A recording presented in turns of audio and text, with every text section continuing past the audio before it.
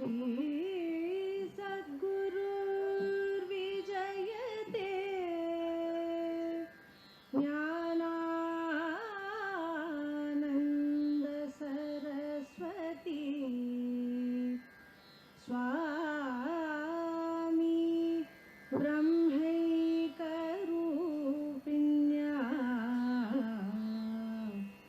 पादयोः प्रणतावयम् पादयोः प्रणतावयम् पादयोः प्रणतावयम् ब्रह्मानन्दं परमसुखदं केवलं ज्ञानमूर्तिम् ब्रह्मानन्दं परमसुखदं केवलं ज्ञानमूर्तिम् द्वन्द्वातीतं गगनसदृशं तत्त्वमस्यादिलक्ष्यम् द्वन्द्वातीतं गगनसदृशं तत्त्वमस्यादिलक्ष्यम् एकं नित्यं विमलमचलं सर्वधी साक्षिभूतम् एकं नित्यं विमलमचलं सर्वधी साक्षिभूतम् भावातीतं त्रिगुणरहितं सद्गुरुं तं नमामि भावातीतं त्रिगुणरहितं सद्गुरुं तं नमामि सद्गुरुं तं नमामि सद्गुरुं तं नमामि सद्गुरुं तं Namami. On behalf of Sri Jnana Advaita Peetham, Sri Vishnu Mohan Foundation and Swami Sri Hari Prasad, the Managing Trustee of Sri Vishnu Mohan Foundation, I have great pleasure in welcoming the dignitaries for this function. And this function is a special function in the sense that almost after more than a year or a year and a half, now we are having a function here. Of course, we have been having some small talks, upanyasam and all that. All these things have been online, but a major function like this is taking place here after nearly 1.5 years. And we are very fortunate that Dr. Karunagaracharya Swami is here for this special occasion, and I have great pleasure in welcoming him to this function.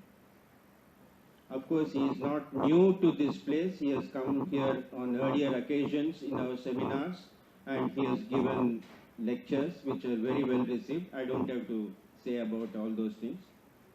So, thanks a lot, sir. I have also great pleasure in welcoming the eminent Carnatic musician Sri Neyveli Santana Gopala,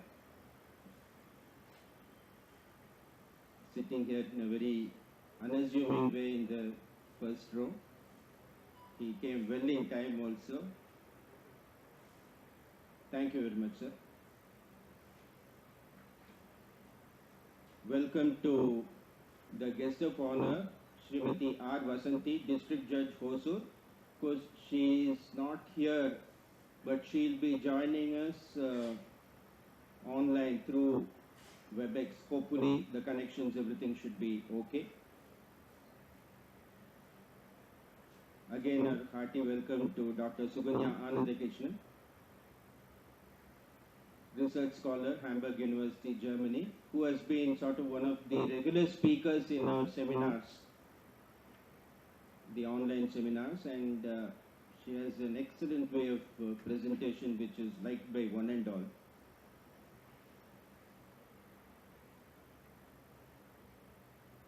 today the main purpose of this is a book release function. We had a seminar, 2-day seminar on Vedanta Deshika in December 2018 in this very same hall, and various scholars, they presented various papers, and these papers have been collected, I think have been very painstakingly collected by Dr. C.T. Indra, who is also sitting here, and they have been brought out in a book form. So this book is being released today. The book will be released by Dr. Karunagaracharya Swami, and the first copy will be received by Sri Neyveli Santanagopala. So I welcome all the guests who have come here in response to our invitation. I also welcome all the devotees of this ashram. Welcome one and all. Now we have the book release. We are not having a days and all that. The book release will be done just, but the dignitaries will just come stand, and then the book will be released. Then there will be speeches, our Upanyasam by Sir Dr. Karunagaracharya Swami. All these things will follow. So I now request the dignitaries, Vedanta Sri Dr. Karunagaracharya, to please come. Sri Neyveli Santanagopalan, Dr. Suganya,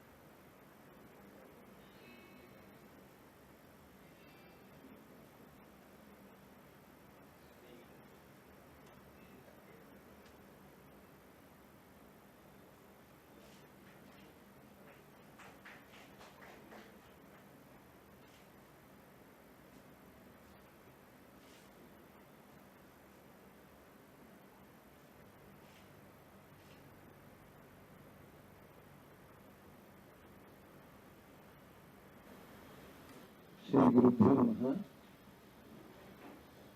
Our pronouns to the Holy Feet of Swamiji. It is singularly because of my elders' Ashirvadam and my Gurunada's Anugraham that I am here to be receiving this book, Hayagrivam Upasmate, a homage to Swami Vedanta Deshika. I have received the book, but I have to receive the contents of the book, which I am sure, with Guruji's grace, I will do in the near future. But I had a chance to go through the book. Since 2 days I have been in touch with the book.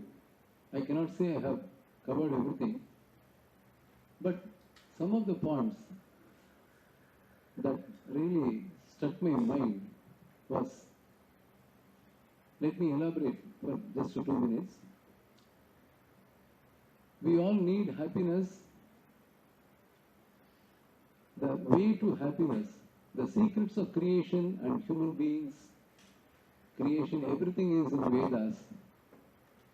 But our mind, the grasp of the mind is very limited to be able to understand in full measure what the Vedas mean to us. Hence, the Creator gives the gift of avatars like Vedanta Deshika and Mahans, and they give out the secret of how to be happy ever. Our mind needs clarity, truth. At the same time, even from our childhood, we always have this attraction for beauty. From what I read about Vedanta Deshika, he was a culmination of all that is good. He was a great Acharya, Deshika. He was a philosopher, one of the greatest Kavis, poets, and I am equally happy to know that he was a musician too, so adept in musicology also. That is a great thing for musicians like us, because as sage Yajnavalkya says, Veena Vadana Tattvajnaha Shrutijadi Visaradaha Dhalajnyascha Aprayatnena Moksha Margam Sagachati. So we all depend on that one shloka. For us the alphabet is only the Saptaswara, 7 alphabets, that's all for a musician. If you ask any musician about Siddhanta, he will say Dvaitama Sukama, Advaitama Sukama. But that is a question posed by Saint Tyagaraja, but he gives answer. He says, Chaitanyama Vinu, O Chaitanyame, Keel, Sarva Sakshi, Vistaramuga Dalpumunama, Nato. Please tell me in elaboration which is the path that I should tread. Finally he says, Oh God, you are everywhere. He doesn't even say Rama. Oh Creator, you are everywhere in Panchabhutas, Nagha, Murgha, everything. Finally he says, Bhagavad Bhakta Agre Suralu. Agre Saruralu means, so he is highlighting, he is residing forever in the Bhagavad Bhakti Bhakta Gresa. Like Karuna, our revered Karnakara Swamigal, Karnacharya, wherever.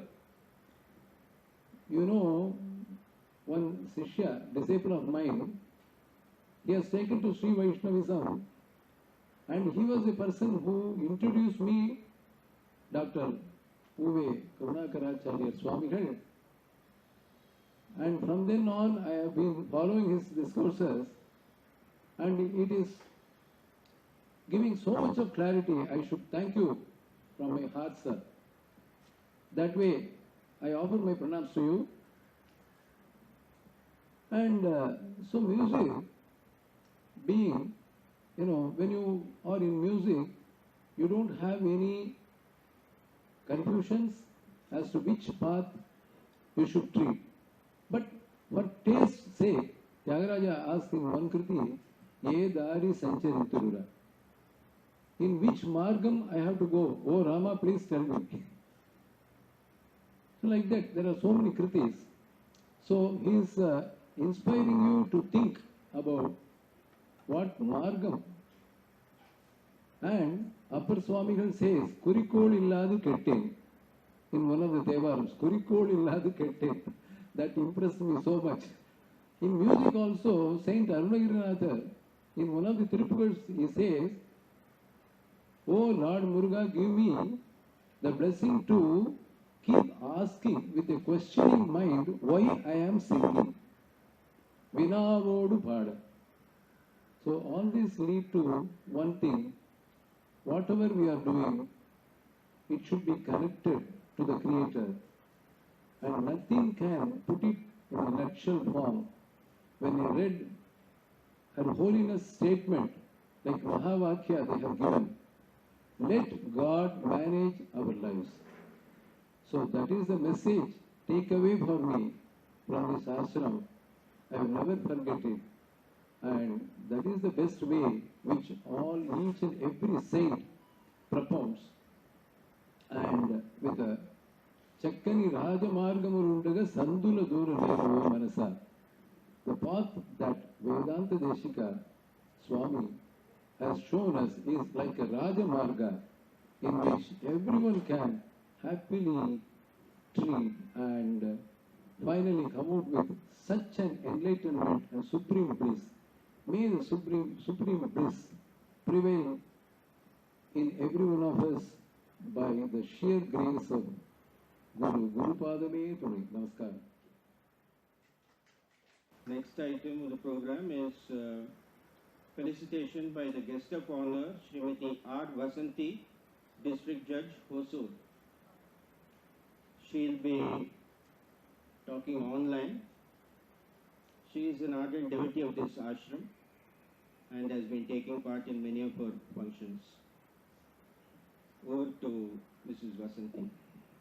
உயிரிலும் கலந்துள்ள என்னுடைய குருவுக்கும் இதற்கண் என் வணக்கத்தை தெரிவித்துக் கொள்கிறேன்.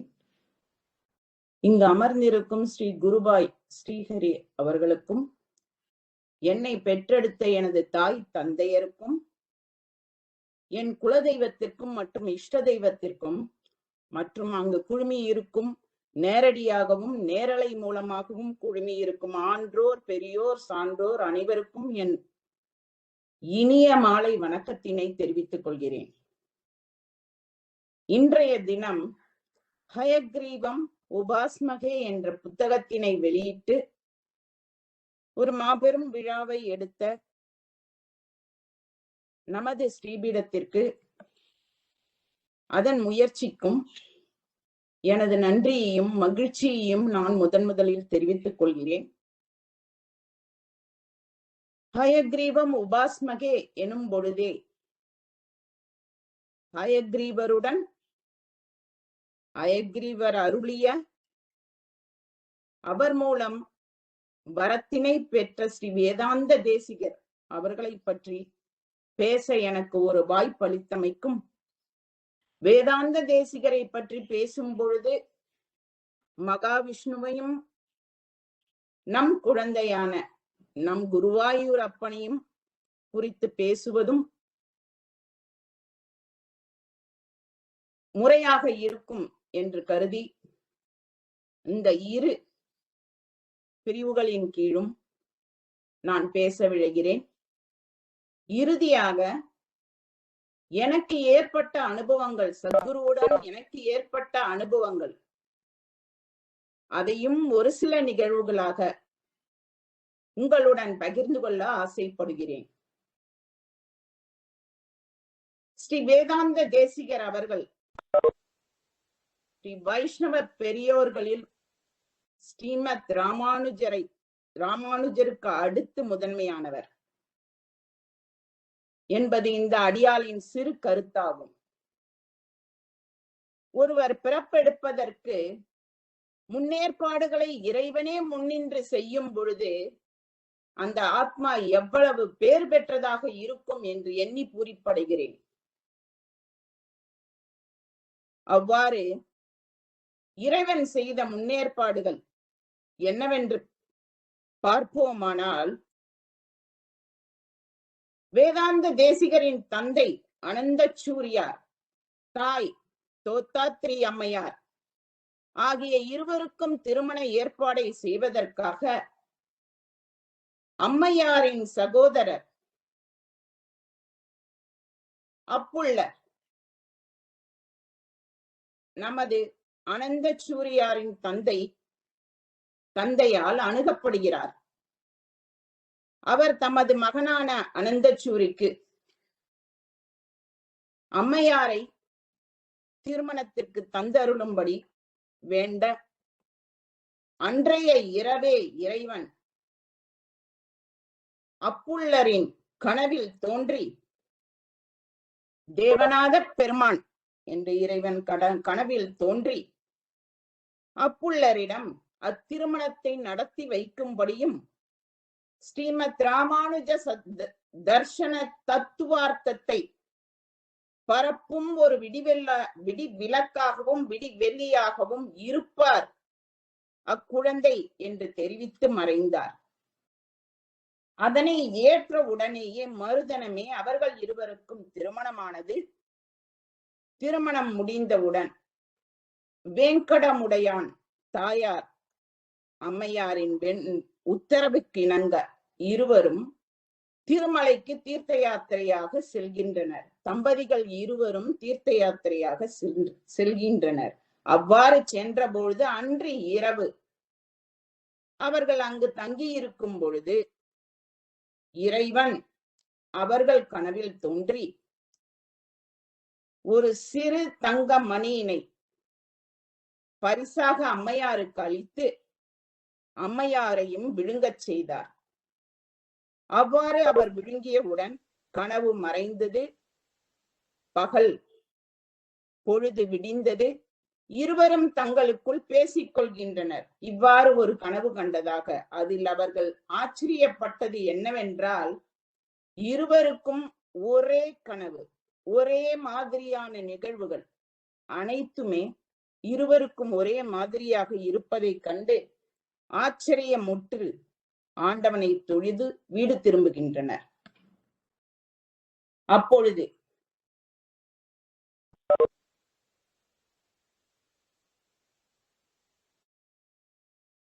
காலங்கள் செல்கின்றன.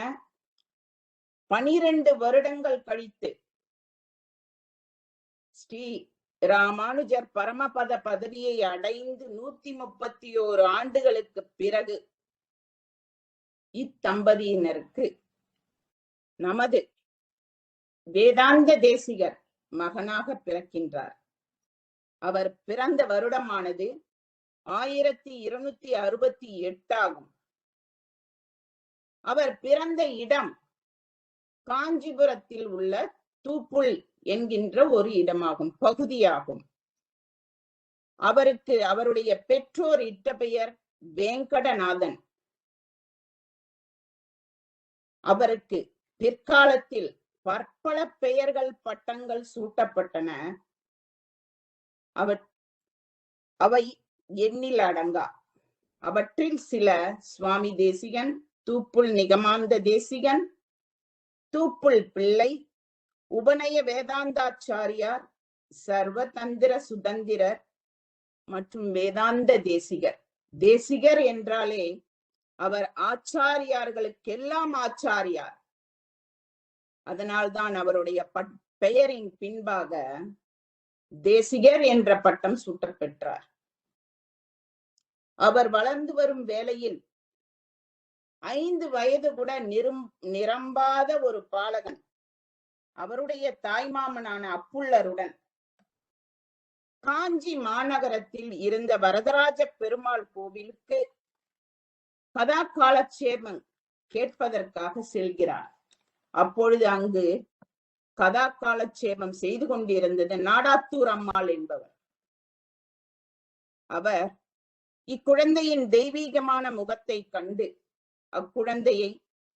குழந்தையுடன் அளவலாவி விட்டு கதா காலட்சேபத்தை தொடர முயன்ற பொழுது எவ்விடத்தில் விட்டோம் என்று மயங்கி இருந்த பொழுது இச்சிறு பாலகனான 5 வயது கூட நிரம்பாத இச்சிறு பாலகன் விட்ட இடத்தை எடுத்து கொடுக்கிறார். அதில் பூரிப்படைந்த அந்த நாடாத்தூர் அம்மாள் அவரை அக்குழந்தையை வாரி அணைத்து உச்சி மோர்ந்து ஆசீர்வதிக்கிறார். என்னவென்று, இந்த வைஷ்ணவ வேதங்களை குறித்து தவறான கருத்துக்களை பரப்புபவர்களை அந்த கருத்துகளையும் தகர்த்து ஸ்ரீமத் வேத வியாக்கியானங்களை நீ மீட்டெடுப்பாய் பிள்ளாய் என்று ஆசீர்வதிக்கிறார். இது குறித்த ஒரு நிகழ்வு வரதராஜ பெருமாள் கோயிலில் வண்ணங்களாக இன்றைய அளவும் தீட்டப்பட்டு நம்மால் காணும் வகையில் உள்ளது. இதற்கு இதுவே ஆதாரம். வேதாந்த தேசிகர் 27 வயதினில் அனைத்து கல்வி, சாஸ்திர சம்பிரதாயங்கள், வேதங்கள், தத்துவார்த்தங்கள் அனைத்தையும் கற்று தேர்கிறார். அவர் ஹயக்ரீவரின் அருள் பெற்றவர். காஞ்சிபுரத்தில் வாழ்ந்து வந்த காலத்தில் வேதங்கள் குறித்து கதா காலட்சேபங்கள் மூலமாகவும் தத்துவார்த்தங்களை பரப்பி வந்த நிலையில் அவருடைய தாய் மாமனான அப்புள்ளர் இறந்து விடுகிறார். அவர் இறப்பிற்கு பிற்பாடு வேதாந்த தேசிகர் கடலூர் மாவட்டத்தில் உள்ள திருவகீந்திரபுரம் என்ற ஸ்தலத்திற்கு செல்கிறார். அங்கு எழுந்தருளி இருக்கும் பெருமானின் பெயர் தேவநாதன். அங்கு போய் குன்றின் மேல் அமர்ந்து, அங்கு கோயிலின் அருகிலேயே ஒரு குன்று உள்ளது. அந்த குன்றில் தற்போதும் அயக்ரீவர் இருந்து அனைவருக்கும் அருள் பாலித்துக் கொண்டிருக்கிறார். அந்த குன்றின் மேல் ஏறி ஓரிட அஸ்வத மரத்தின் கீழ் அமர்ந்து தியானத்தை ஆரம்பிக்கிறார். தியானத்தை ஆரம்பித்த பொழுது அவர் கருட மந்திரத்தை உச்சாடனம் செய்யும் பொழுது கருட பகவான் நேரடியாக அவருக்கு தோன்றி அவ்விடத்தில் அவருக்கு ஸ்ரீ அயக்ரீவ மந்திரத்தை உபதேசிக்கிறார். அவ்வாறு போதித்தவுடன் நமது ஆச்சார்ய தேசிகர் அந்த மந்திரத்தை உச்சாடனம் செய்கிறார். எந்த மந்திரத்தை? ஸ்ரீ அயக்ரீவ மந்திரத்தை. உடனடியாக அதனால் மகிழ்ச்சியுற்ற ஸ்ரீ அயக்ரீவ பெருமான் நேரடியாக அவருக்கு தோன்றி அவர் நாவில் தேனினை ஊட்டினார். ஊட்டியதோடு மட்டுமல்லாமல் அவரது நுனி நாட்டில் தமது இருக்கையாக நினைத்து அமர்ந்தார். அப்பெருமானே நாவினில் அமர்ந்த காரணத்தினால் சர்வ வேத சாஸ்திரங்கள் அனைத்துமே நம் தேசிகருக்கு புலப்படாயின. அவை அனைத்துமே அவருக்கு அடிமையாகவும் ஆயின. அந்த அளவிற்கு ஒரு பேரருளை நமது தேசிகர் பெற்றார். அவ்வரத்தினை பெற்ற மகிழ்ச்சியில் தேசிகர் ஸ்ரீ அயக்ரீவ ஸ்தோத்திரம், கருட பஞ்சாத், தேவநாயக பஞ்சாத், அச்சுத சதாகம் உட்பட பல மந்திரங்களையும் சூஸ்திரங்களையும் சமஸ்கிருதத்திலும், மும்மணி கோவை, நவமணி மாலை மற்றும் பல ஸ்தோத்திரங்களையும் தமிழிலும் படைத்தார். இது போக இவ்விரு மொழிகளையும் கலந்து அவர் பல ஸ்தோத்திரங்களை இயற்றினார். அந்த அளவிற்கு அவர் மொழிகளில் புலமையும் வேதத்தில் ஆழ்ந்த அறிவும் பெற்றிருந்தார். அவர் காஞ்சிபுரத்திற்கு திரும்பும் வழியில் திருக்கோவிலூரில் உள்ள உலகளந்த பெருமாள் சன்னதிக்கு சென்ற பொழுது தேகலீச ஸ்துதி என்ற ஸ்தோத்திரத்தை இயற்றி பாடினார். அது மட்டுமல்லாமல் காஞ்சிபுரத்தை அடைந்த பிறகு அங்கிருந்த அனைத்து கோவில்களிலும், வைணவ கோயில்களிலும் இருந்த மூர்த்திகளின் பெயரில் பல பாடல்களை இயற்றினார். அதில் சில பரமார்த்த ஸ்துதி, பன்னிரு நாமம், திருச்சின்ன மாலை ஆகியவையாகும். அவரை பற்றியும் அவரது புலமை பற்றியும் அவர் இயற்றிய வேதங்களை பற்றியும் வேதங்கள் தொடர்பான ஸ்லோகங்களை பற்றியும் பேசுவோமானால் அது நாட்கணக்கில் போகும். அந்த அளவுக்கு அவர் புலமை பெற்றவர். அதனால் அவருடைய வாழ்க்கை காஞ்சிபுரத்தில் அமைந்திருந்த பொழுது நடந்த ஒரு சில நிகழ்வுகளை மட்டும் இங்கு உங்கள் அனைவருடனும் பகிர்ந்து கொள்வதில் ஒரு மகிழ்ச்சி எனக்கு. ஒரு முறை தேசிகாச்சாரியார் அமர்ந்திருந்த பொழுது பாம்பாட்டி ஒருவர் அங்கு வந்தார். அவரை காண அங்கு வந்தவர் விஷமுள்ள பாம்புகள் அனைத்தையும் தன் கையில் வைத்துக் கொண்டு இவற்றை கட்டுப்படுத்த முடியுமா என்று கேட்டு தேசிகரை சோதனை செய்ய முற்பட்டார். அதற்கு பதிலேதும் சொல்லாத தேசிகர் ஒரு கோட்டினை இழுத்தார். அந்த கீழே விடப்பட்ட பாம்புகள் எதுவும் அக்கோட்டினை தாண்டி ஆச்சாரியார் நமது தேசிகாச்சாரியாரின் அருகில் கூட வர முடியவில்லை. ஆனால் அதில் ஒரு விஷப்பாம்பானது கோட்டையும் கடந்து அவரை நோக்கி முன்னேறிய போது அவர் கருட மந்திரத்தை உச்சாடனம் செய்ய அங்கு தோன்றிய கருடப் பெருமான் அந்த பாம்பாட்டி கொண்டு வந்திருந்த அனைத்து பாம்புகளையும் எடுத்துக்கொண்டு அவ்விடத்தை விட்டு அகன்று விட்டார்.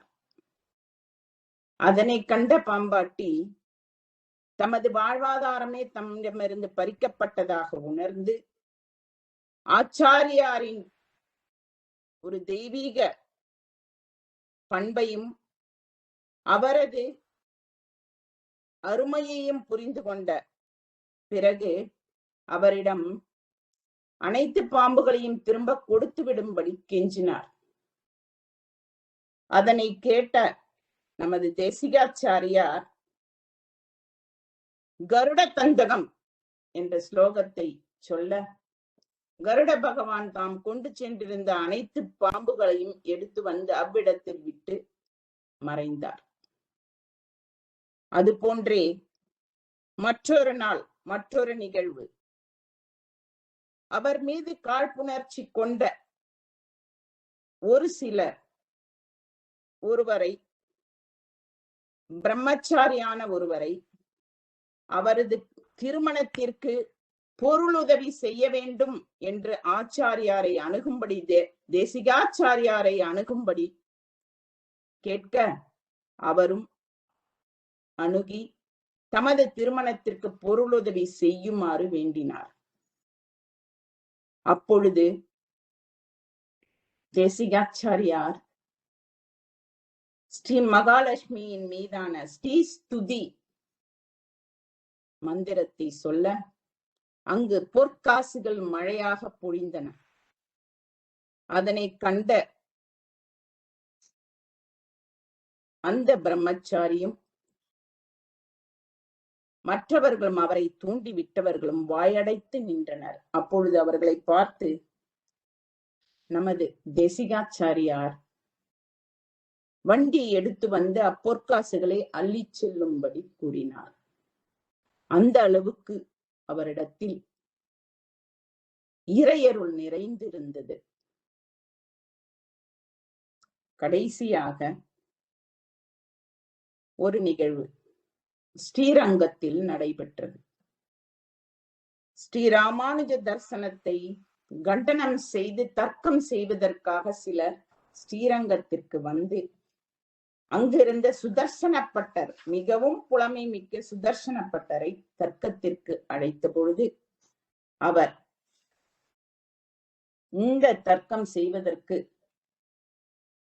உகந்த முடிந்த தகுதியுள்ள ஒரே நபர் வேதாந்த தேசிகர் என்றும் அவரை ஓலை அனுப்பி உடனடியாக ஸ்ரீரங்கத்திற்கு வரும்படியும் கேட்டுக்கொள்ளுமாறு செய்தார்.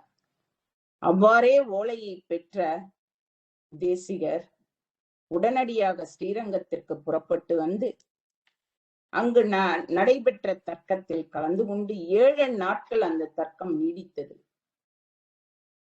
எதிர்த்தரப்பில் எடுத்து வைக்கப்பட்ட ஒவ்வொரு தர்க்கத்தையும் நமது தேசிகர் தகர்த்து தூள் தூளாக்கிய நிலையில் அவ்வாறு தர்க்கம் செய்ய வந்தவர்கள் வைணவர்களாக மாறி அவரிடமே சீடர்களாக சேர்ந்தனர். இதுபோல் பல நிகழ்வுகள் நமது தேசிகாச்சாரியாரின் வாழ்வில் நடந்துள்ளது. அவரை தேசிகராக வேதாந்த தேசிகரான ஒரு பேராத்மாவை நமது வைணவத்தில் பெற்று வைணவ தத்துவார்த்தங்களை பரப்புவதற்கு ஏதுவாக படைத்த ஆண்டவனுக்கு கோடி கோடியான நன்றிகளை சொல்வதை தவிர நம்மால் வேறு எதுவும் செய்ய இயலாது. அவருடைய தத்துவார்த்தங்களை பின்பற்றுவதே அவருக்கு நாம் செய்யும் பெரும் பணி என்று நான் கருதுகிறேன். தேசிகரை பேசிய நிலையில் மகாவிஷ்ணு குறித்தும் ஒரு சில வார்த்தைகள், ஒரு சில நிகழ்வுகளை உங்களுடன் பகிர்ந்து கொள்ள நான் ஆசைப்படுகிறேன். இதில் நாம் நம் குருவான சத்குருவிற்கு, குருவாயூரப்பன் என்றாலே ஒரு அலாதியான பிரியம் உண்டு. அதனால் குருவிற்கு ஒரு சமர்ப்பணமாக குருவாயூரப்பன் தோன்றியது எப்படி, அவர் யார், எவ்வாறு குருவாயூருக்கு வந்தார் என்பது குறித்து இங்கு குழுமியிருக்கும் பலருக்கும் தெரிந்திருக்கும். ஆனால் மீண்டும் அதை தெரிந்து கொள்ளவும், அதன் மூலம் மகிழ்ச்சி அடையவும் நான் இந்த சம்பவத்தை உங்களுடன் பகிர்ந்து கொள்ள ஆசைப்படுகிறேன்.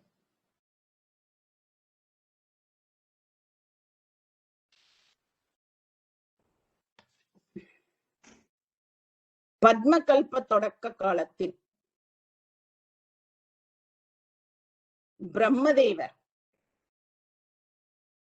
சகல ஜீவராசிகளையும் படைத்துக் கொண்டிருந்த பொழுது அங்கு மகாவிஷ்ணு தோன்றினார். அவ்வாறு தோன்றிய போது பிரம்மதேவர் அவரிடத்தில் தம்மால் படைக்கப்பட்ட ஜீவராசிகள் அனைத்தும் கர்மமின்றி முக்தி அடைய வேண்டும் என்று விரும்புவதாக தெரிவித்தார். அவர் தெரிவித்ததை தொடர்ந்து ஸ்ரீ மகாவிஷ்ணு அவ்விடத்திலேயே குருவாயூரப்பன் சிலையை உருப்பெறச் செய்து பிரம்மதேவரிடம் ஒப்படைத்து, இதனை பூஜித்து வரும்படியும் உரிய காலம் வரும் பொழுது அனைத்தும் தெரியும் என்றும், அதுவரை நீங்கள் பூஜித்து வர வேண்டும் என்று சொல்லி அந்த குருவாயூரப்பன் சிலையை ஸ்ரீ மகாவிஷ்ணுவே பிரம்மதேவரிடத்தில் ஒப்படைத்தார். அவரை பெற்றுக்கொண்ட அச்சிலையை பெற்றுக்கொண்ட தேவ சிலையை பெற்றுக்கொண்ட பிரம்மதேவர் ஸ்ரீ மகாவிஷ்ணு சொல்லியபடியே தவறாது பூஜை செய்து வந்தார். அப்பொழுது வராக கல்பம் காலத்தில் சுதபச முனிவர் மற்றும் அவருடைய மனைவி பிரஸ்னி ஆகிய தம்பதியருக்கு குழந்தைகள் இல்லை.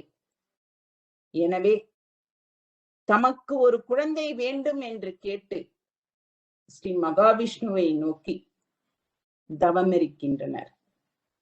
அவர்களின் தவத்தால் மெச்சிய ஸ்ரீ மகாவிஷ்ணு அவர்களுக்கு முன்பாக தோன்றி என்ன வர வேண்டும் என்று கேட்க, அவர்கள் ஸ்ரீ மகாவிஷ்ணுவை போலவே ஒரு மகன் தங்களுக்கு பிறக்க வேண்டும் என்று வேண்டினர். அவர்களது வேண்டுதலை ஏற்றுக்கொண்ட பகவான் அவர்கள் செய்த தவத்தின் பலனாக ஒரு வரத்தை அளிக்கின்றார்.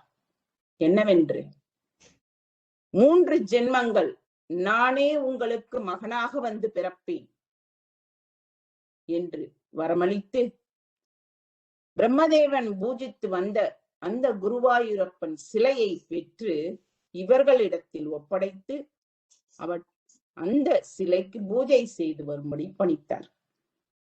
அவ்வாறே அவர்கள் பூஜை செய்து வரும் காலத்தில், சத்திய யுகமான அந்த காலத்தில் பிரஸ்னி கர்ப்பன் என்ற ஒரு மகன் பிறந்து அவர் பிரம்மச்சரியத்தை பற்றி உலக அளவில் பரப்பினார். அதை முடித்து 2வது யுகமான திரேதா யுகத்தில் அத்தம்பதியினர் காஷ்யப முனிவராகவும் அவரது மனைவி அதிதியாகவும் பிறப்பெடுத்தனர். அப்பொழுது பகவான் ஸ்ரீ மகாவிஷ்ணு வாமன அவதாரம் எடுத்தார். மூன்றாவதாக துவாபர யுகம் வந்த பொழுது அதே தம்பதியினர் மூன்றாம் முறையாக வசுதேவர் மற்றும் தேவகியாக அவதாரம் எடுத்தனர். அவர்களுக்கு 8வது மகனாக பிறந்த கிருஷ்ணர் அச்சிலையை பூஜித்து வந்த அவர்களிடமிருந்து பெற்று துவாரகாவிற்கு எடுத்துச் செல்கிறார். எச்சிலையை, குருவாயூரப்பன் சிலையை துவாரகாவிற்கு எடுத்துச் சென்று மகாவிஷ்ணுவே அவரையே பூஜிக்கிறார். குருவாயூர் அப்பனை மகாவிஷ்ணுவே பூஜித்து வருகிறார். துவாபர யுகத்தில் நடந்த நிகழ்வுகள் அனைத்தும் கூடியிருக்கும் நமக்கு தெரியும். வைகுண்டம் போகும் நேரம் வந்தவுடன் அவருடைய நண்பர் கிருஷ்ணர் தம்முடைய நண்பரான உத்தவாவை அழைத்து, இன்னும் ஒரு வாரத்தில் ஆழிப்பேரலை ஒன்று துவாரகாவை தாக்கப் போகிறது. அதில் இந்த ஒரு சிலை மட்டுமே மிஞ்சும் என்றும், அவ்வாறு மிஞ்சும் சிலையை பிரகஸ்பதியிடம் ஒப்படைக்க வேண்டும் என்றும், அதனை ஒப்படைத்து பத்ரிகாசரம் போகும்படியும், யாரை, உத்தவாவை போகும்படியும், அவரது இறுதி காலம் வரை முடியும் வரை அங்கே இருக்கும்படியும் தவம் செய்யும்படியும் இறைவன் பணித்தார். இதனை கேட்ட உத்தவா பிரகஸ்பதிக்கு செய்தி அனுப்பினார். என்னவென்று, இவ்வாறு ஒரு சிலை கிருஷ்ணர் தம்மிடம் ஒப்படைத்தது துவாரகாவில் இருக்கிறது என்றும், அதனை வந்து பெற்றுச் செல்லும்படியும் தகவல் அனுப்பினார். ஆனால் பிரகஸ்பதி அங்கு வருவதற்குள் ஆழிப்பேரலை வருகிறது. துவாரகா நகரமே நீரில் மூழ்கிறது. பிற்பாடு அச்சிலை மற்றும் கடலின் மேல் மிதந்து கொண்டிருக்கிறது. அந்த சிலையை எடுப்பதற்கு பிரகஸ்பதிக்கு இயலவில்லை, அதை நெருங்குவதற்கும் இயலவில்லை. அதனால் அவர் தம்முடைய நண்பரான வாயுவிற்கு தகவல் தெரிவித்து அவர் வாயுவை அழைக்க, அங்கு வந்த வாயு வருண பகவானுடன் சேர்ந்து அலைகளாகவும் மழையாகவும் மாறி பிரகஸ்பதி நிற்கும் இடத்திற்கே அச்சிலையை கொண்டு போய் சேர்த்தனர். பிரகஸ்பதியும் வாயுவும் இச்சிலையை எங்கு நிர்மாணிப்பது என்று யோசித்த காலத்தில் அங்கு தோன்றிய பரசுராமர் பார்கவ கஷேத்திரம் என்று உள்ளது, அங்கு ஒரு இடத்தில் இச்சிலையை நிர்மாணிக்கும்படி வேண்டினர். குரு பகவானும் வாயு பகவானும் அவ்விடத்தை தேடி சென்று கொண்டிருந்த பொழுது அங்கு அடைந்தவுடன் அங்கு ஒரு அழகான ஏரியை காண்கின்றனர். அவ்விடம் முழுவதும் பசுஞ்சோலையாக உள்ளது. பறவைகள் புலாவிக் கொண்டு இருக்கின்றன. விலங்குகள் மகிழ்ச்சியுடன் ஓடியாடி கொண்டிருக்கின்றன. அவ்விடத்தில் இருந்த தெய்வீகத்தை பார்த்து அங்கு வந்தபொழுது, இருவரும் வந்தபோது அங்கு பரமசிவனும் பார்வதியும் நடனமாடிக் கொண்டிருந்தனர். அங்கு வந்த அவர்களை பார்த்த பரமசிவன், உங்களுக்காக தான் நான் காத்திருக்கிறேன் என்று, எதிர்பார்த்து காத்திருக்கிறேன் என்று சொல்ல, இவ்விடத்திலேயே அச்சிலையை நிர்மாணியுங்கள் என்று சொல்லி அவர்கள் தம்பதியராக அவ்விடத்தை விட்டு அகன்று ஏரியின் மறுக்கரைக்கு செல்கின்றனர். உடனே பிரகஸ்பதி தேவ சிற்பியான விஸ்வகர்மாவை அழைத்து அந்த இடத்தில் ஒரு கோயிலை நிர்மாணிக்கும்படி வேண்ட, அவ்வாறு அவர்கள் தேர்ந்தெடுத்த இடம்தான் குருவாயூர். குருவும் வாயுவும் சேர்ந்து இடத்தினை தேர்ந்தெடுத்து அங்கு அப்பனை நிர்மாணித்ததால் குருவாயூர் அப்பன் என்ற பெயர் ஏற்பட்டது. எனவே மகாவிஷ்ணுதான் அவருடைய குழந்தை பருவ சிலையாக குருவாயூரப்பனை வழங்கி இவ்வுலக மக்களுக்கு ஆசி வழங்கும்படியும் காத்தருளும்படியும் நிர்மாணித்து பல யுகங்களை கடந்து இக்கலியுகத்திலும் அச்சிலை அங்கு அனைவருக்கும் அருள் பாலித்துக் கொண்டே இருக்கிறது. எனவே மகாவிஷ்ணுவே பூஜித்த அச்சிலையை பார்ப்பதும் குருவாயூர் பற்றி நாம் கேட்பதும் காதால் கேட்பதும் அப்பனை பற்றிய பாடல்களை காதால் கேட்டு அவரை கண்ணால் தரிசிப்பதும் நமக்கு இறைவன் அருளிய பேரருளாகும். மூன்றாவதாக நம் சத்குருவுடன் எனக்கு என் வாழ்வில் ஏற்பட்ட சில நிகழ்வுகளை உங்களுடன் பகிர்ந்து கொள்ள ஆசைப்படுகிறேன். ஒரே வார்த்தையில் சொல்ல வேண்டும் என்றால் என் வாழ்வின் விடிவெள்ளி நம் சத்குரு.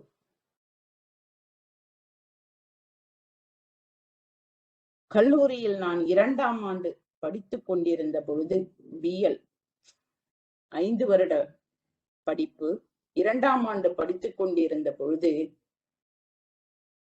என்னுடைய சகோதரர் டாக்டர் R. கோவிந்தராஜன் என்னை ஸ்ரீபீடத்திற்கு அழைத்து வந்தார்.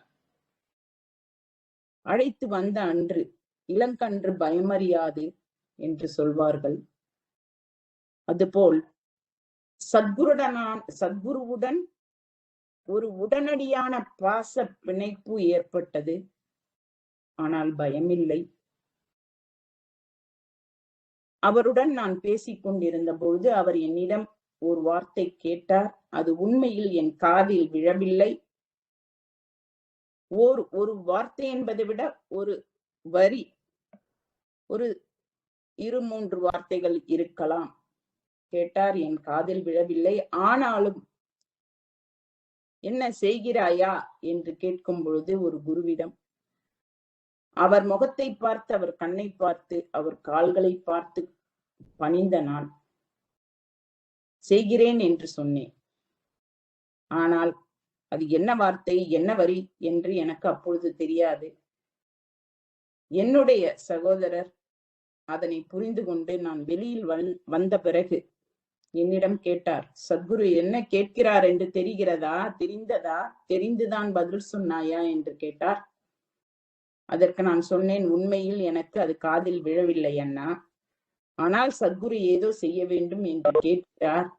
அதை மறுத்து பேச எனக்கு மனமில்லை, முடியவில்லை, அது தோன்றவும் இல்லை. அவ்வாறு சத்குருவை பார்த்து கேட்கும் பொழுது, சத்குரு நம்மை பார்த்து கேட்கும் பொழுது தோன்றவில்லை. உடனே சரி என்று சொன்னேன் என்று அண்ணனிடம் தெரிவித்தேன்.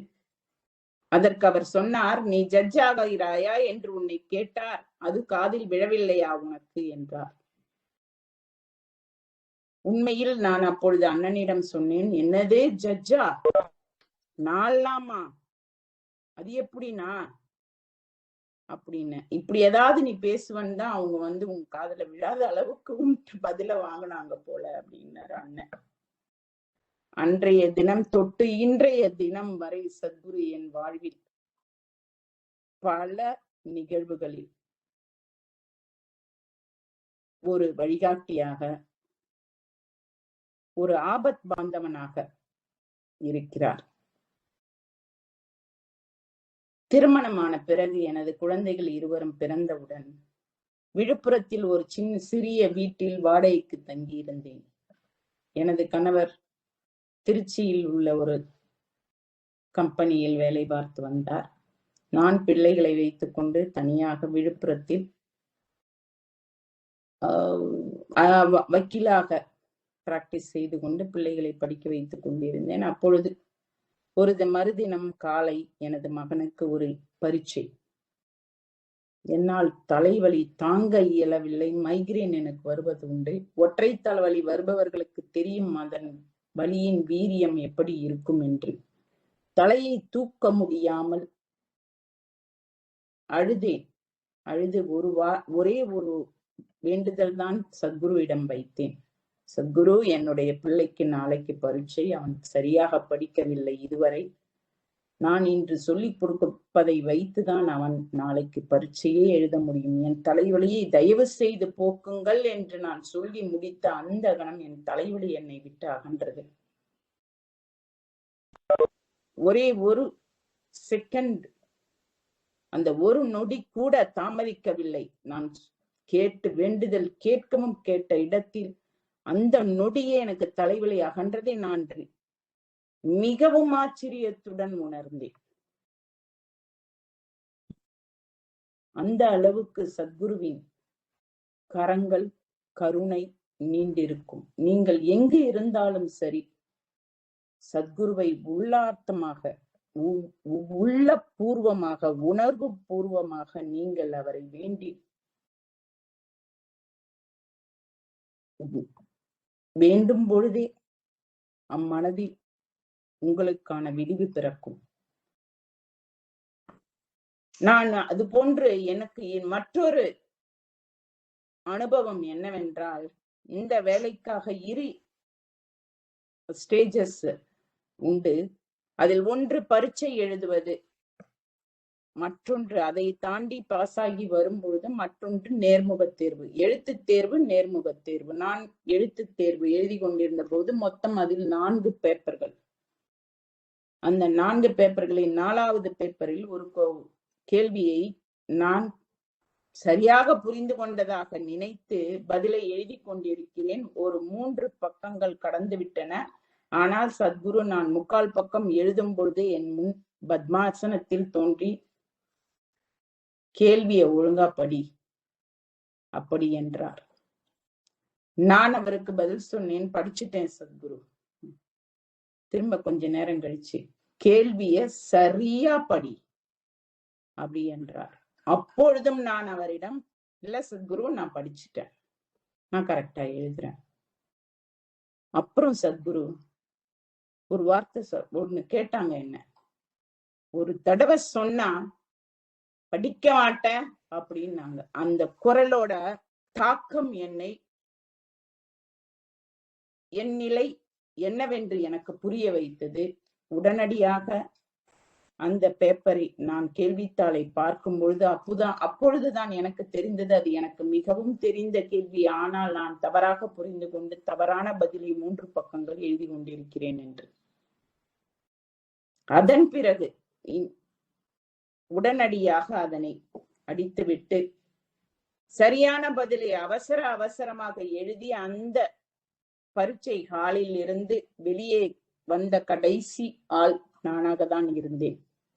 அப்பரீட்சையை எழுதியவுடன் நான் நினைப்பது ஒன்றே ஒன்றுதான், சத்குருவை உடனடியாக பார்க்க வேண்டும்.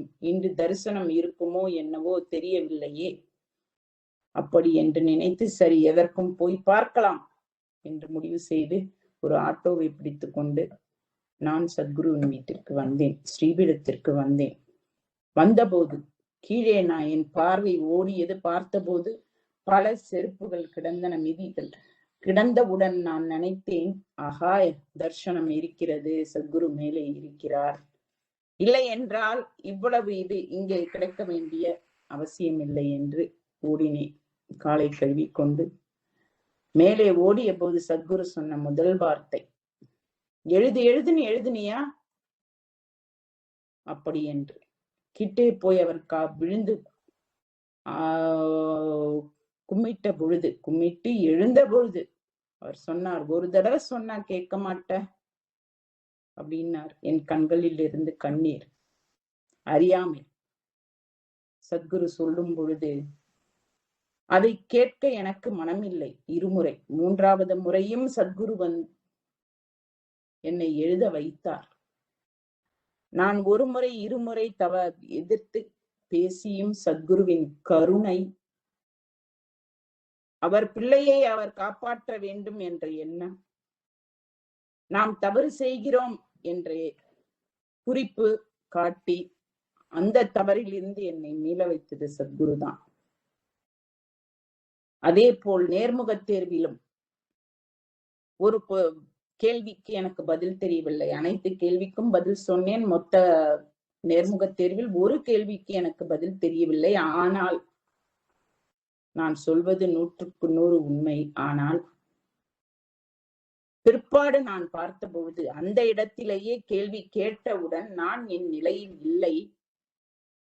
மறுபடியும் எனக்கு சுய நினைவு வந்து இங்கு நேர்முக தேர்வில் அமர்ந்திருக்கிறோம் என்று நினைத்து எதிரே இருந்து என்னை கேள்வி கேட்டவரை பார்த்தபோது அவர் என்னை பாராட்டி கொண்டிருந்தார். வெரி குட் ஆன்சர் என்று சொன்னார். எனக்கு என்ன நடந்தது என்று தெரியவில்லை. ஆனால் ஒன்று மட்டும் நிச்சயம், அந்த இடத்தில் சத்குரு எனக்காக ஏதோ செய்திருக்கிறார் என்று பதிலை அளித்திருக்கிறாரோ என்னவோ. ஆனால் பதிலளிக்காமல் அந்த ஒரு ரெஸ்பான்ஸ் கேள்வி கேட்டவரிடமிருந்து வருவதற்கு வாய்ப்பு இல்லை. மறுபடியும் சத்குருவை பார்த்தபோது அவர் சிரித்தார், எதுவுமே சொல்லவில்லை. அது போன்று முதலாக நான் நீதிபதியாக செங்கல்பட்டு ஜுடிஷியல் மேஜிஸ்ட்ரேட் குற்றவியல் நீதிபதி 2ஆக பணியில் சேர்ந்து டயஸில் முதலாக ஏறி அமர்கிறேன். அப்பொழுது எனக்கு கட்டை எடுத்து கூப்பிட வேண்டிய என்னுடைய பெஞ்ச் கிளார்க் ஒரு பேப்பரை நீட்டினார்.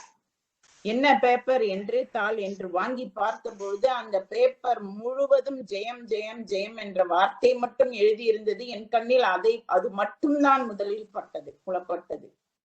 பிற்பாடு என்னது என்று பார்த்தபொழுது ஸ்ரீராம ஜெயம் என்று எழுதிய பேப்பர் தாள் அது. அப்பொழுது உணர்ந்தேன், தாயின் ஆசீர்வாதம், குருவின் ஆசீர்வாதம் எந்த வகையில் எதன் மூலமாக நமக்கு கிடைக்கிறது என்று உணர்ந்து இந்த வேலையில் நாம் நல்லபடியாக வேலையை செய்து பேர் வாங்குவோம் என்ற நம்பிக்கையை கொடுத்தது அந்த ஒரு நிகழ்வு. தற்போது சத்குரு பரமபத பதவியை அடைந்த பிறகு ஒரே ஒரு நிகழ்வு, பல நிகழ்வு நடந்தது. அதில் ஒரு நிகழ்வு நான் உளப்பூர்வமாக உணர்ந்து சத்குருவின் அருகாமையை உணர்ந்த ஒரு நிகழ்வு என்னவென்றால், நான் சென்னையில் சிபிஐ கோர்ட் நீதிபதியாக பணியில் இருந்த பொழுது 2019 அங்கு இருந்த பொழுது நள்ளிரவு 2 மணிக்கு வீட்டில் சிறு பிரச்சனை. அதனால் ஏற்பட்ட நெஞ்சுவலியுடன் நான் படுத்துக் கொண்டிருக்கிறேன். படுக்கையில் சத்குருவுடன் தான் அப்பொழுது நான் மனதளவில் பேசிக்கொண்டும் இருந்தேன். ஏன் சத்குரு அப்படி என்று பேசிக்கொண்டிருந்தேன். அப்பொழுது நெஞ்சுவலி அதிகமாகவும் சத்குரு சொன்னார், எழுந்து ஆஸ்பத்திரிக்கு போ என்றார். எங்கு போவது என்று தெரியவில்லை, எப்படி போவது என்று தெரியவில்லை, என்ன செய்வதென்றே தெரியாமல் எனக்கு ஒரு தந்தையாக இந்த ஜென்மத்தில் இருக்கும் என்னுடைய பெரிய அண்ணன் கோவிந்தராஜனுக்கு அன்றைய இரவில் நடு இரவில் நான் தகவல் தெரிவிக்கிறேன், நெஞ்சு வலிக்கிறதுனா என்னன்னா பண்றது அப்படி என்றவுடன் அவர் சொன்னார், எம்எம்சிக்கு போ, நான் ஹாஸ்பிட்டல்ல இருக்கிற டியூட்டி டாக்டர்கிட்ட பேசுறேன், எம்எம்சிக்கு இமீடியட்டா போ அப்படி என்றார். போனேன், உடை மாற்றிக்கொண்டேன், கீழே இறங்கினேன். யாருமே இல்லை. 2:30 மணி யார் இருப்பார்கள் அங்கு? ஒரு போலீஸ், அதுவும் இந்த நான் வசிக்கும் கேட்டு பக்கம் போலீஸ் கூட வராது. ஆனால் இன்னும் மறுபக்கம் தான் போலீஸ் இருப்பார்கள். ஆனால் இக்கதவு திறந்துதான் இருக்கும். அன்றைய தினம் ஒரு போலீஸ் ஒரு சேர் போட்டு நான் அமர்ந்திருக்கும் என்னுடைய பிளாக் எதற்கில் அமர்ந்திருந்தார். ஆச்சரியமான ஆச்சரியம் எனக்கு. அதைவிட ஆச்சரியம், அந்த போலீஸ், அந்த காவல்காரர் பிசி இம்மீடியட்டாக நான் இறங்கி வந்ததை பார்த்து பதறி ஓடி வந்தார். அருகே ஓடி வந்து, என்னம்மா இந்த நேரத்துல கீழே வரீங்க அப்படின்னு கேட்டாரு. அதையும் நான் எதிர்பார்க்கவில்லை. அப்ப சொன்னேன், எனக்கு உடம்பு முடியல, கொஞ்சம் ஹாஸ்பிட்டல் போகணும் அப்படின்னு. உடனே அவர்கிட்ட நான் சொல்லி இப்படி திரும்புறேன். என்னோட கேட் வாயில் வந்து அந்த மெயின் கேட்டு கிட்ட ஒரு ஆட்டோ வந்து நிக்குது. நான் அவரை பார்க்கிறேன், அவர் என்னை பார்க்கிறார். ஆட்டோ நின்று கொண்டிருக்கிறது. அங்கிருந்து ஒரு 30-40 அடி இருக்கும். நடக்கிறேன். நடந்து போகும் பொழுது அந்த ஆட்டோக்காரர் கேட்கிறார், எங்கம்மா போகணும்? ஆஸ்பத்திரிக்கு. ஏறுங்கம்மா. மெட்ராஸில் நடு இரவில் 2:45 மணிக்கு ஒரு ஆட்டோ நான் இறங்கியுடன் வாயிலில் வந்து நின்று காத்திருந்து நான் அருகே சென்றவுடன் எங்கம்மா போகணும்னு கேட்டு ஏத்திட்டு போற அதிசயம் வந்து வேற யாருக்காவது நடந்திருக்கான்னு எனக்கு தெரியல. ஆனா எனக்கு நடந்தது. உடனடியாக போகிறேன். அவர் ஓட்டிக் கொண்டு போகிறார். அவ்வளவு அருமையாக பொறுமையாக ஓட்டி அழைத்து செல்கிறார். செல்லும் பொழுது பார்க்கிறேன் நியான் விளக்கு எரிகிறது. ஓமந்தூரார் பல்நோக்கு சிறப்பு மருத்துவமனை என்ற பெயர் என் கண்ணில் படுகிறது. நான் பார்க்கிறேன். என்னோட உள்ளத்தில் ஒரு குரல் கேட்கிறது. யாருடையது? சத்குருவுடையது. திரும்பி அங்க போ. இல்ல இவ்வளவு பார்த்தது இல்ல தெரியாதுன்னு தெரியாது அப்படிங்கிற மாதிரி கேக்குது. கேட்ட உடனே நான் ஆட்டோக்கார்ட்ட சொல்றேன், திரும்புங்க, இந்த ஹாஸ்பிட்டலே போலாம் அப்படின்னு. அப்ப அவர் கேக்குறாரு, நீங்க எம்எம்சி தானமா போகணும்னு சொன்னீங்க, இந்த ஹாஸ்பிட்டல் போறீங்க? இல்ல, நீங்க இங்கேயே போங்க என்கிறேன். அங்கு கார்டியாலஜி டிபார்ட்மெண்ட் என்று தனி பிரிவு, ஒரு ஸ்பெஷல் பிரிவு இருக்கிறது என்று கூட எனக்கு தெரியாது. சிறப்பு பிரிவு ஐசியு கீழேயே உள்ளது. அங்கு போய் அட்மிட் ஆகிறேன். அங்கு கார்டியாலஜிஸ்ட் டாக்டர், டியூட்டி டாக்டர் இருக்கிறார். இம்மீடியட்டாக உடனடியாக எனக்கு சிகிச்சை செய்து என்னை அனுமதிக்கிறார். அந்த நிகழ்வில் நான் படுத்த பிறகு எனக்கு வந்து அப்பொழுது இரத்த கொதிப்பு 181/110 என்று காண்பிக்கிறது. படுத்தவுடன் நினைவு வந்தது என்னுடைய சத்குரு தான். சத்குரு, இந்த நேரத்துல இந்த இடத்துல கூட நீங்க உங்களோட கருணையை வந்து என்னை காப்பாத்தி கூட்டிட்டு வந்திருக்கு அப்படின்னு நினைச்சேன். சத்குரு இல்லை என்றால் அன்றைய தினம் என்னுடைய இறுதி தினமாக கூட இருந்திருக்க வாய்ப்பு உள்ளது. அதனால தற்போது வாழும் ஒவ்வொரு நொடியும் ஒவ்வொரு மணித்துளியும் சத்குரு எனக்கு இச்சை. சத்குருவின் பாதம் பணிந்து இதை உங்களுடன் பகிர்ந்து கொள்வதில் நான் மிகவும் பெருமைப்படுகிறேன். இந்த விழாவில் எனக்கு பேச வாய்ப்பளித்த ஸ்ரீ குருபாய் அவர்களுக்கு மனமார்ந்த உளமார்ந்த நன்றியை தெரிவித்துக் கொள்கிறேன். இதுவரை பெரிய பெரிய ஸ்காலர்கள் எல்லோரும் அமர்ந்திருந்த பொழுதும் இந்த சிறு குழந்தையின் தத்து மொழிகளாக என்னுடைய மொழியினை கேட்டு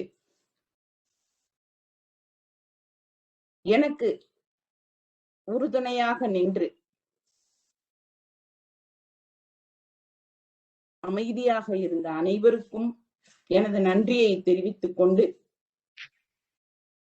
சத்குருவே நமக என்று கூறி விடைபெறுகிறேன். நன்றி, வணக்கம்.